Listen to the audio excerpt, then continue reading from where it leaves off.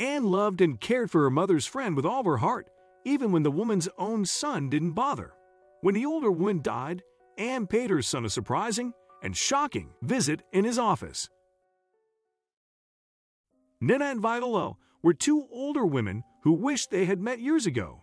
"We would have been the best of friends," Nina said, extending her tired hand to Viola. Instead, they had met each other in the final months of their lives, bedridden next to each other in the palliative care unit of a hospital, waiting gracefully for their time to come. The two women had led lives that were not very different from each other. They both had married early, lost their partners early, and sacrificed the big and small pleasures and thrills of youth to raise their children. Nina had one son, Richard, and Viola had a daughter, Anne. "I think I'm going to die without getting to see my son, Viola," Nina would cry silently. Richard was the manager of the million-dollar family business that his parents had built. He had only ever visited his mother at the hospital once, to push her to write a will and give up the estate. Nina had refused, and Richard had stormed out of the hospital, muttering, "See if I ever come back now." He ever came back, indeed. For the last few weeks of her life, Nina had only two people in her life to call her own: her friend Viola and her daughter Anne. Viola's chatter and sense of humor dulled Nina's pain, but it was the presence of Anne that brightened her day.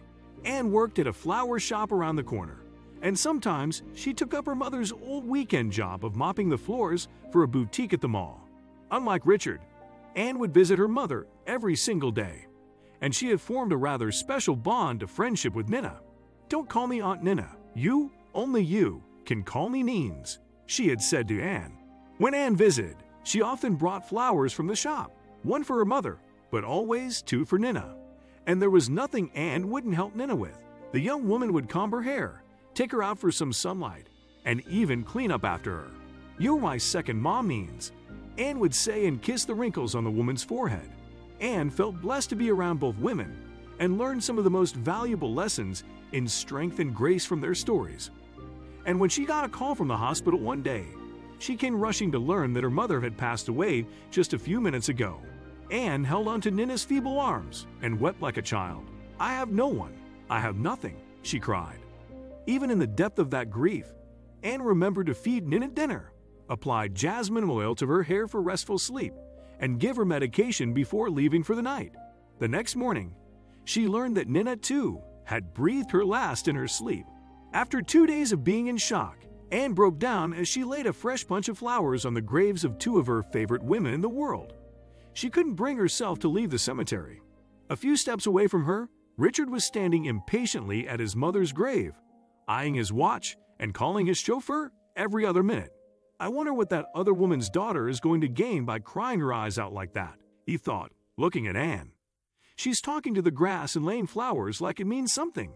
Richard shook his head and turned to leave. He did not expect to see Anne in his office a few days later. "You, what are you doing here?" the man asked Anne in a condescending tone. "I've come here to claim my inheritance," Anne said coldly. "Your what?" Richard laughed and stroked his chin. "Wasn't your mother a janitor or something? When did she leave you? A castle?" Anne turned to the man coldly and said, "Oh, let me clarify. I have come here to claim the inheritance that your mother left me." Richard seemed to pause for a second in shock before he burst into mocking laughter.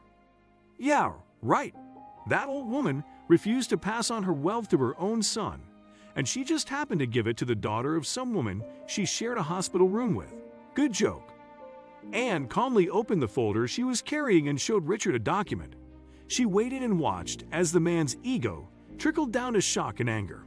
"I can't believe she did this, that crazy woman," Richard screamed, forgetting that the employees in his office were watching. "Don't you say another demeaning word about my Neens. You never knew her value, so you don't deserve her kindness. You may not have cared about her, but I did," Anne snapped at the man. "Well played," Richard slow clapped sarcastically. "So you give a few foot rubs, and you get a lifetime of easy money. I'm not here to collect the wealth she left me, but I will work as hard as I can to find a deserving cause to put all that wealth into. Now if you'll just do your job, show me to the safety deposit box, and step back, please. I'd like to make sure that it's all indeed safe from all greedy eyes." Speechless, Richard followed Anne's instructions and opened the safety deposit box that was assigned to his mother. His eyes gleamed with shock and shame as he saw what was inside. There was indeed an antique box full of jewelry next to several neatly stacked bunches of cash. Richard couldn't look Anne in the eye ever again. At that moment, he regretted only the money that he lost. But he had years ahead of him to realize the true loss of a doted mother, whom he had neglected all his life. Sometimes, the family you choose is more loving than the one you share blood with. Nina and Anne were not related by biology, but they were nothing less than a true mother and daughter to each other. Greed robs more than it gives. Richard had become a successful man who wanted to inherit wealth, but he was robbed of a loving mother, something he would only realize much later in life. Thank you for watching. Please don't forget to like, subscribe, and share this story with your friends.